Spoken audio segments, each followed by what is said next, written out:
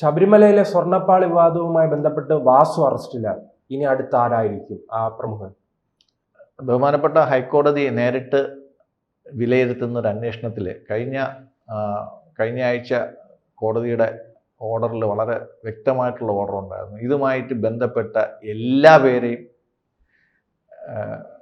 Book ചെയ്യണമെന്നുള്ളതാണ് പറഞ്ഞത്. എല്ലാ പേരെയും എന്ന് പറയുമ്പോഴത്തേക്ക് കഴിഞ്ഞുപോയ ദേവസ്വം പ്രസിഡന്റുമാർ തന്നെ അനന്തഗോപനുണ്ട്, മറ്റ് 2 പ്രസിഡന്റുമാരുണ്ട്, ഇന്ന് നാളെ സ്ഥാനം ഒഴിയുന്ന പ്രസിഡന്റുണ്ട്. അദ്ദേഹത്തിൻ്റെ ഈ സ്ഥാനം ഒഴിയാൻ വേണ്ടിയിട്ട് അന്വേഷണ സംഘം കാത്തിരിക്കുകയാണ്. പത്മകുമാർ സാവകാശം ചോദിച്ചിട്ടുണ്ട് ചോദ്യം ചെയ്യാൻ. എനിക്ക് തോന്നുന്നു മുൻകൂർ ജാമ്യമായിട്ട് ഹൈക്കോടതിയുടെ മുമ്പ് പോയിട്ട് ഒരു കാര്യമില്ല. കാര്യം ഹൈക്കോടതി സാധാരണഗതിയിൽ ഇങ്ങനെയൊക്കെ ആയിരുന്നെങ്കിൽ ഇവരൊക്കെ മുൻകൂർ ജാമ്യമായിട്ട് ഹൈക്കോടതിയിൽ പോകുമായിരുന്നു. ഹൈക്കോടതി പോയിട്ട് പ്രത്യേകിച്ച് കാര്യമൊന്നുമില്ല. കാര്യം അവർ നേരെ ഈ ദേവസ്വം ബെഞ്ചിൻ്റെ ഔട്ട് തന്നെ റെഫർ ചെയ്യുകയും പിന്നെ അവർ പറയും നിങ്ങൾ കീഴടങ്ങിയിട്ട് ഉദ്യോഗസ്ഥന്മാർ പറഞ്ഞതിന് ഉത്തരം പറഞ്ഞിട്ട് നിങ്ങൾ വരാൻ പറയും. ഇതിനകത്ത് കോടതി യാതൊരുവിധ ദാക്ഷിണ്യവും ഈ കാര്യത്തിൽ കാണിക്കുമെന്ന് അവർക്കൊരു പ്രതീക്ഷയില്ല. ഏറ്റവും രസകരമായിട്ടുള്ള സംഭവം, ദേവസ്വം ബോർഡിൽ നിന്ന് ഇത്രയും സാധനങ്ങൾ മോഷണം പോയിട്ട് ദേവസ്വം ബോർഡ് ഇതുവരെയും ഒരു പരാതിക്കാരനാവുകയോ ഒരു പരാതി നൽകുകയോ ചെയ്തിട്ടില്ല എന്നുള്ളതാണ് ഏറ്റവും വലിയ തമാശ. അതൊരു തമാശയാണ്. കാര്യം എൻ്റെ വീട്ടിൽ നിന്ന് ഒരു സാധനം മോഷണം പോയി കഴിഞ്ഞാൽ അവിടുത്തെ പോലീസ് സ്റ്റേഷൻ അല്ല FIR ഇടേണ്ടത്, ഞാൻ പരാതി കൊടുക്കണം. ഞാൻ പരാതി കൊടുക്കുന്നില്ലെങ്കിൽ അതിൻ്റെ അർത്ഥം ആ മോഷണത്തിൽ എനിക്കും പങ്കുണ്ടെന്ന് തന്നെയാണ്. അങ്ങനെയാണ് കോടതി മനസ്സിലാക്കിയിരിക്കുന്നത്.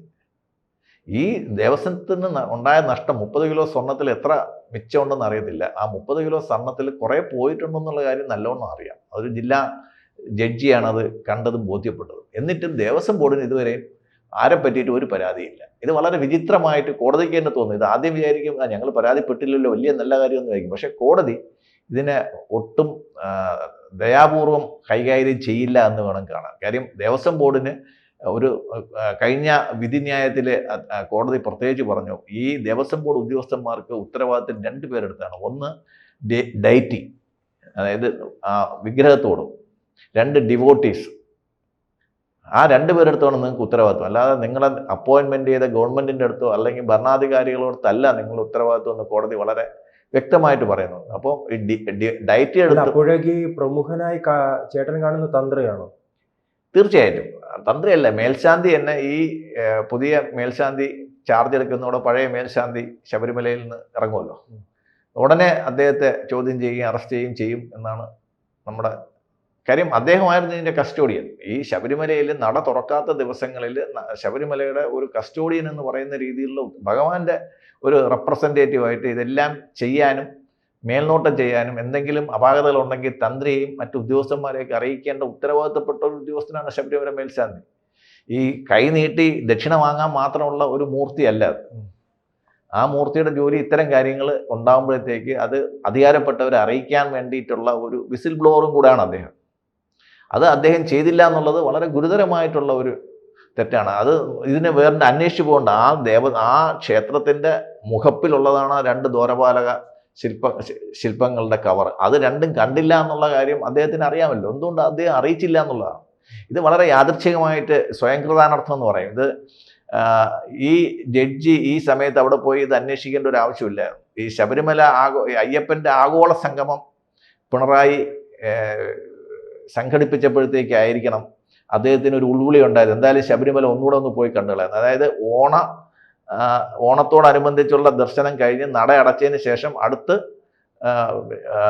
മലയാള മാസം 1-ാം തീയതി നട അടയ്ക്കുന്നത് വരെ 15-ാം തീയതി വരെയുള്ള സമയം അവർക്കുണ്ടാകുന്നു. ഈ ഒരു സമയത്തിനിടയ്ക്കാണ് ഇവർ ഈ പാളി കൊണ്ടുപോയി സ്വർണം പൂശി തിരിച്ചു കൊണ്ടുവരാനുള്ള ഒരു സമയമായിട്ട് കണ്ടത്. പക്ഷെ അതിനിടയ്ക്ക് അവിടെ സന്ദർശിച്ച അല്ലെങ്കിൽ എന്തെങ്കിലും വിവരം കിട്ടിയിട്ടായിരിക്കും സന്ദർശിച്ച ജില്ലാ ജഡ്ജി ജയകൃഷ്ണൻ. അതാണ് ഈ ഉന്നതർ, അതോടൊപ്പം തന്നെ അവിടുത്തെ അധികൃതർ എല്ലാവരും ചേർന്ന് ഇത്രയും വലിയ തട്ടിപ്പ് നടത്തിയിട്ടും എങ്ങനെയാണ് ഒരു ചെറിയ വിവരം പോലും നമ്മുടെ അന്വേഷണ സംഘത്തിന് ആ സമയത്തുള്ള അല്ലെങ്കിൽ അവിടുത്തെ ഭക്തർക്ക് അറിയാൻ കഴിയാത്തത്? അല്ല, അവിടെ ആ സമയത്ത് ആരും ഇല്ലല്ലോ. ആ സമയത്ത് നട അടച്ചല്ലോ. നട അടച്ചതിന് ശേഷം പിന്നെ ദേവസ്വത്തിൻ്റെ 2-3 ഉദ്യോഗസ്ഥന്മാർ മാത്രമല്ലേ അവിടെ ഉള്ളൂ. ഈ ഒരു അവസരമാണ് അവർ മുതലാക്കിയത്. ഞാൻ പറയുന്നത് ശബരിമലയുടെ തന്ത്രിയും ശബരിമലയിലെ മേൽശാന്തിയുമാണ് ഇതിനകത്ത് വന്ന പ്രിമാ ഫേസി കുറ്റക്കാർ. ഈ കുറ്റക്കാരെ ഇന്ന് വരെ ചോദ്യം ചെയ്തില്ല എന്നുള്ളത് ഭക്തരുടെ വികാരം വ്രണപ്പെടുമെന്നുകൊണ്ടാണോ ചെയ്യാത്തതെന്ന് നമുക്കറിയത്തില്ല. പക്ഷെ എന്തായാലും കോടതിക്ക് എന്തായാലും ഇവരെ വിളിച്ച് വരുത്തേണ്ട അന്വേഷണ ഉദ്യോഗസ്ഥന്മാർക്ക് ഇത് ചെയ്യാൻ പറ്റിയില്ലെങ്കിൽ കോടതിക്ക് പേര് പറഞ്ഞ് അറസ്റ്റ് ചെയ്യാത്തത് എന്തെന്ന് ചോദിക്കേണ്ടി വരുന്ന ഒരവസ്ഥയിലിട്ട് അന്വേഷണ സംഘം എത്താതിരിക്കുന്നതാണ് നല്ലത്. കാര്യം ആ ഒരു രീതിയിൽ കോടതി പറയുകയാണെങ്കിൽ ഇന്നാരെ എന്തുകൊണ്ട് അറസ്റ്റ് ചെയ്തില്ല എന്ന് കോടതി ചോദിക്കുകയാണെങ്കിൽ പിന്നെ അന്വേഷണ സംഘത്തിന് വേറൊന്നും ചെയ്യാനില്ല. കാര്യം നിങ്ങൾ എന്തിന് അപ്പോയിൻമെന്റ് ചെയ്തു എന്നുള്ള ഒരു ചോദ്യം പോലെ ആയിരിക്കും വരുന്നത്. അതുകൊണ്ട് അല്ല, അതാണ് ഇത്രയും വലിയ തട്ടിപ്പ് നടന്നിട്ട് മേൽശാന്തി അറിഞ്ഞില്ല, തന്ത്രി അറിഞ്ഞില്ല, അവരാരും ചോദ്യം ചെയ്തില്ല, അവരുടെ ഒരു സ്റ്റേറ്റ്മെന്റ് പോലും എടുത്തില്ല.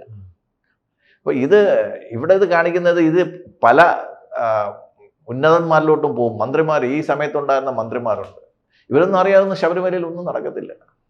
അപ്പൊ നമ്മൾ കമ്മ്യൂണിസ്റ്റ് പാർട്ടിയുടെ ഒരു ഹെറാർക്കി നമുക്കറിയാം. നമ്മളൊരു റെയിൽവേ റിസർവേഷൻ പോവുകയാണെങ്കിൽ തന്നെ ബ്രാഞ്ച് സെക്രട്ടറി തൊട്ട് ജില്ലാ സെക്രട്ടറി വരെ പോയാൽ ഒരു റെയിൽവേ റിസർവേഷൻ പോലും CPM നിന്ന് കിട്ടത്തുള്ളൂ. അങ്ങനെ ഒരു രീതിയിൽ വരുമ്പോൾ പത്തനംതിട്ട ജില്ലയിലെ CPM അറിയാതെ ഇതൊന്നും നടക്കത്തില്ല. അപ്പോൾ പത്തനംതിട്ട ജില്ലയിൽ അല്ലാതെ തന്നെ വേറെ കുറേ പ്രശ്നങ്ങൾ കിടപ്പുണ്ട് CPM-നകത്ത്. വീണ ജോർജുമായിട്ട് ബന്ധപ്പെട്ടതും ഉദയഭാനു സാറുമായിട്ട് ബന്ധപ്പെട്ടതും ഒക്കെ അവിടെ പാർട്ടിക്കകത്ത് തന്നെ ഒരുപാട് റിഫ്റ്റുകൾ നടക്കുന്നു. അതിൻ്റെ ഇടയിൽ കൂടെ ഇങ്ങനെ ഒരു വിഷയം വരുമ്പോഴത്തേക്ക് ഇതൊന്നും ആരും അറിഞ്ഞില്ല എന്ന് പറഞ്ഞിട്ട് പെട്ടെന്നെടുത്ത് കൈമലർത്തി കളയാൻ പറ്റത്തില്ല. മാത്രമല്ല ദേവസ്വം ബോർഡിലെ ഏറ്റവും വലിയ യൂണിയൻ CPM-ന്റെ യൂണിയൻ തന്നെയാണ്. അപ്പം ഇത് എല്ലാവർക്കും അറിഞ്ഞിട്ടുള്ള ഒരു കളിയാണ്. മാത്രമല്ല ഈ മേൽശാന്തിയുടെ ഈ ടേൺ കഴിയുന്നതോടെ നട തുറക്കുന്നതിന് തലേദിവസം പുതിയ മേൽശാന്തി അവരോധിക്കപ്പെടും. ഇപ്പോഴുള്ള നിലവിലുള്ള മേൽശാന്തി ഉദ്യോഗം കഴിഞ്ഞ് താഴെ ഇറങ്ങും. മാത്രമല്ല ഈ 2018 തൊട്ടുണ്ടായിരുന്ന മറ്റു മേൽശാന്തിമാരെ ഈ കാര്യത്തിന് വേണ്ടിയിട്ട് അന്വേഷണ സംഘത്തിന് ചോദ്യം ചെയ്തേ പറ്റുള്ളൂ. ചിലപ്പോൾ ചെയ്യുന്നുണ്ടായിരിക്കാം, നമ്മളെ സാധാരണ ജനങ്ങളെ അറിയിക്കാത്തതായിരിക്കാം. കാര്യം ഇത് വൈകാരികപരമായിട്ടുള്ള ചിലർക്ക് മതപരമായിട്ടുള്ള ഒരു വിഷമം പലർക്കും ഉണ്ടാകും. തന്ത്രി എന്ന് പറയുമ്പോഴത്തേക്ക് ഇവർ പറഞ്ഞിരിക്കുന്നത് അയ്യപ്പൻ്റെ പിതൃസ്ഥാനം എന്നൊക്കെയാണ് അവർ പറയുന്നത്. അങ്ങനെ പന്തളം കൊട്ടാരത്തിൽ അങ്ങനെ ഒരു സ്ഥാനം ഉണ്ടെങ്കിൽ അത് ശരിയായിരിക്കാം. തന്ത്രിക്ക് എങ്ങനെ പിതൃസ്ഥാനം വന്നു നമുക്കറിയത്തില്ല. ഈ തന്ത്രിമാരും മേൽശാന്തിമാരും ഉൾപ്പെടുത്തവരെ അറസ്റ്റ് ചെയ്യാതെ ഈ കേസിനകത്ത് അവർക്ക് മുമ്പോട്ട് പോകാൻ പറ്റാത്തൊരവസ്ഥയായിരിക്കും. എന്തായാലും മണ്ഡലകാലം തുടങ്ങാൻ വേണ്ടിയിട്ട് അന്വേഷണ സംഘം കാത്തിരിക്കുന്നു എന്നോണം കാണാൻ. അടുത്ത മാസം ഡിസംബർ മാസത്തിൽ അടുത്ത സിറ്റിംഗ് വെക്കുന്നതിന് മുമ്പ് ഇതിൻ്റെ പ്രധാനപ്പെട്ട പ്രതികളെ തൊണ്ടി മുതൽ വളരെ കുറച്ച് മാത്രമേ കണ്ടെടുത്തിട്ടുള്ളൂ. ഇങ്ങനെ ഒരു കേസിൽ തൊണ്ടി കണ്ടെടുക്കാൻ വലിയ പാടില്ല. എവിടെയാണ് തൊണ്ടി എന്ന് കണ്ടുപിടിക്കണമായിരുന്നു. തൊണ്ടി കണ്ടെടുത്തിട്ടില്ല. ഈ തൊണ്ടി കണ്ടെടുത്ത വീട്ടിൽ, അതായത് ഈ ഉണ്ണികൃഷ്ണൻ പോറ്റിയുടെ സഹോദരിയുടെ വീട്ടിൽ നിന്നാണ് ഒരു തൊണ്ടി കണ്ടെടുത്തത്. അവരെ ഇതുവരെ അറസ്റ്റ് ചെയ്തിട്ടില്ല, അവരെ ചോദ്യം ചെയ്തിട്ടില്ല, അവരെയൊന്നും മൊഴിയെടുത്തിട്ടില്ല. അപ്പോൾ അന്വേഷണത്തിൽ ഭയങ്കരമായിട്ടുള്ള വീഴ്ചകൾ വന്നിട്ടുണ്ട്. അത് കോടതിക്ക് സാധാരണ ഒരു ലേമാനം മനസ്സിലാക്കാനുള്ള വീഴ്ചകൾ കോടതിക്ക് മനസ്സിലാവും. പക്ഷെ അതാണ് ഈ പ്രതികളിലേക്ക് എത്താൻ പിന്നെ ആഴ്ചകൾ മാസങ്ങൾ എടുക്കും.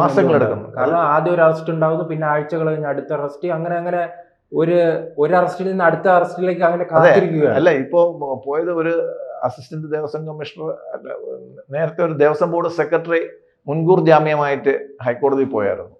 ഹൈക്കോടതി കൊണ്ട് മുൻകൂർ ജാമ്യത്തിന്റെ നിങ്ങൾ പോയിട്ട് താഴെയുള്ള കോടതിയിൽ പോയിട്ട് ജാമ്യം എടുത്തോളാം പറഞ്ഞു. ഹൈക്കോടതി ജാമ്യ കേസിൽ ഇടപെട്ടില്ല. അപ്പം അവരെ അറസ്റ്റ് ആയിരിക്കും നമ്മൾ ആദ്യം ഉണ്ടാവുക. കഴിഞ്ഞ ദേവസ്വം ഈ പത്മകുമാറിലേക്കല്ല അന്വേഷണം എത്തുമോ? തീർച്ചയായിട്ടും. പക്ഷേ CPM-ന്റെ നേതാവാണ്. CPM-ന്റെ നേതാവിനെ അദ്ദേഹത്തെക്കാളും വലിയ നേതാവായിരുന്നു വാസു. ഗുരുദാസന്റെ പേഴ്സണൽ സ്റ്റാഫിലെ അംഗമായിരുന്നു. പിണറായിയുടെ ഏറ്റവും വിശ്വസ്തനായിട്ടുള്ള നേതാവായിരുന്നു. എന്നിട്ടും അവരെ ആരെയും ഒഴിവാക്കിയിട്ടില്ല. അതുകൊണ്ട് അദ്ദേഹം CPM-ന്റെ നേതാവാണെന്നുള്ള അതാണ് ഞാൻ പറഞ്ഞത്. അടുത്ത തവണ അവർ ചെല്ലുമ്പോഴത്തേക്ക്, അടുത്ത കോടതിയുടെ ഹിയറിങ്ങിന് അവർ വിളിക്കുമ്പോഴത്തേക്ക് കോടതി പേരുകൾ ഇങ്ങോട്ട് പറയാതിരിക്കാൻ അന്വേഷണ സംഘം ശ്രമിക്കുമെന്നാണ് എൻ്റെ ഔചിത്യബോധം എന്നെ പഠിപ്പിക്കുന്നത്. നിങ്ങൾ ഇന്നാരെ എന്തുകൊണ്ട് അറസ്റ്റ് ചെയ്തില്ല എന്ന് ചോദിക്കുമ്പോഴത്തേക്ക് അവർക്ക് ഉത്തരം ഉണ്ടാവില്ല. അവർ കുറ്റക്കാരനല്ല എന്ന് പറയാൻ പറ്റും. നിങ്ങൾ എന്തുകൊണ്ട് ചോദ്യം ചെയ്തില്ല? ഇപ്പോൾ തന്നെ അവർ ചോദ്യം ചെയ്ത് വിളിപ്പിച്ചിട്ടുണ്ട്. ചോദ്യം ചെയ്താൽ ഉടനെ അറസ്റ്റ് ഉണ്ടാവുമെന്ന് ഭയന്നിട്ട് തന്നെയാണ് അദ്ദേഹം പോകാതിരിക്കുന്നത്. അത് അദ്ദേഹത്തിൻ്റെ അറസ്റ്റ്, അല്ലെങ്കിൽ ആദ്യം നേരിട്ടുള്ള ആ ദേവസ്വം ബോർഡ് സെക്രട്ടറിയുടെ അറസ്റ്റ് കഴിഞ്ഞതിന് ശേഷമായിരിക്കും, അവരുടെ സ്റ്റേറ്റ്മെൻറ്റിൻ്റെ പുറത്തായിരിക്കും ഇതുണ്ടാവുക. പിന്നെ ഇതിനകത്ത്, ഈ കേസിനകത്ത് കേന്ദ്ര ഏജൻസികൾ എപ്പോഴും ചെയ്യുന്ന ഒരു കാര്യമുണ്ട്. കേസിനകത്ത് അപ്രൂവേഴ്സിനെ കൊണ്ടുവരും. അതായത് അവർ കുറ്റസമ്മതം നടത്തുന്നവരുണ്ടാവും. അങ്ങനെയുള്ളവരെ നോക്കിയിട്ടായിരിക്കണം ഈ അന്വേഷണ സംഘം ഇരിക്കുന്നത്. അതായത് കൂട്ടുപ്രതികളാണ്. പക്ഷെ അവർ മാപ്പുസാക്ഷികളാവാൻ വേണ്ടിയിട്ട് കോടതിയുടെ മുമ്പ് മാപ്പുസാക്ഷികളാവുകയാണെങ്കിൽ അവരുടെ മൊഴി ഇത്തരം കാര്യങ്ങളിൽ വളരെ നിർണായകമാണ്. അല്ലെങ്കിൽ രണ്ടുപേര് ചേർന്ന് ചെയ്ത കുറ്റത്തിൽ അയാളുടെ പങ്ക് അങ്ങേരെ അക്സെപ്റ്റ് ചെയ്തിട്ട് എന്നെ മാപ്പ് സാക്ഷിയാക്കണമെന്ന് പറയുമ്പോഴത്തേക്ക് ആ മൊഴി ഒരു വിശ്വസനീയമായ തെളിവായിട്ട് എടുത്തിട്ട് മറ്റേ ആളെ ശിക്ഷിക്കാനുള്ള ഒരു രേഖയായിട്ട് വരാറുണ്ട്. അപ്പം ഇതിൽ അങ്ങനെയുള്ള ചില മാപ്പ് സാക്ഷികളെയും കൂടി അവർക്ക് സൃഷ്ടിക്കാൻ വേണ്ടിയിട്ടാണ് കൂടുതൽ സമയമെടുക്കുന്നതെന്നാണ് നമ്മൾ മനസ്സിലാക്കുന്നത്. എന്തായാലും അടുത്ത ആഴ്ചകൾക്ക് ഡിസംബർ 1 തീയതിക്ക് മുമ്പായിട്ട് കുറഞ്ഞ ഒരു 3-4 പേരെയെങ്കിലും അറസ്റ്റ് ചെയ്യേണ്ടി വരും സംഘത്തിൻ്റെ കാര്യം. അല്ലാതെ ഇപ്പോൾ ഗവൺമെൻറ്റിന് ചെയ്യാൻ പറ്റുന്ന ഇവരുടെയൊക്കെ പ്രോസിക്യൂഷനിൽ വെള്ളം ചേർക്കാനോ, ആദ്യം തന്നെ ആദ്യത്തെ ആദ്യത്തെ FIR തന്നെ കോടതിയിൽ ഗൂഢാലോചന ചേർത്തിട്ടില്ലായിരുന്നു 120B. കോടതി പറഞ്ഞു 120B ചേർക്കാൻ പറഞ്ഞു. പ്രിവെൻഷൻ ഓഫ് കറപ്ഷൻ ആക്ട് വന്നിട്ടില്ലായിരുന്നു, കോടതി പറഞ്ഞു അത് ചേർക്കാൻ പറഞ്ഞു. അപ്പോൾ ഇതൊക്കെ ഈ പ്രോസിക്യൂഷൻ സൈഡിൽ നിന്ന് എന്തുമാത്രം വെള്ളം ചേർക്കാൻ പറ്റും അതെല്ലാം ഗവൺമെൻറ് ചെയ്യുന്നുണ്ട്. അതെല്ലാം കോടതി ശ്രദ്ധിക്കുന്നുണ്ട്. കോടതി അതിനെല്ലാം കൃത്യമായിട്ട് റെമഡി കൊടുക്കുന്നുണ്ട്. അതുകൊണ്ട് കോടതിയുടെയും അന്വേഷണ സംഘത്തിൻ്റെയും കൈകളിൽ കാര്യങ്ങൾ ഭദ്രമാണെന്നാണ് നമ്മുടെ വിശ്വാസം. തീർച്ചയായിട്ടും ഹൈക്കോടതിക്ക് ആ ലെവലിലോട്ട് ഉയർന്നില്ലെങ്കിൽ ഹൈക്കോടതി മേളിൽ സുപ്രീം കോടതി ഇതെല്ലാം ശ്രദ്ധിക്കുന്നുണ്ട്. എന്തെങ്കിലും വീഴ്ച ഹൈക്കോടതിയുടെ ഭാഗത്തുണ്ടാവുകയാണെങ്കിൽ സുപ്രീം കോടതി നേരിട്ട് ഇടപെടുന്ന കാര്യവും നമുക്ക് ചിന്തിക്കാം. കൂടുതൽ വാർത്തകളും വിശേഷങ്ങളും നിങ്ങളിലേക്ക് എത്താൻ ABC മലയാളം സബ്സ്ക്രൈബ് ചെയ്യുക, ബെൽ ബട്ടണും അമർത്തുക.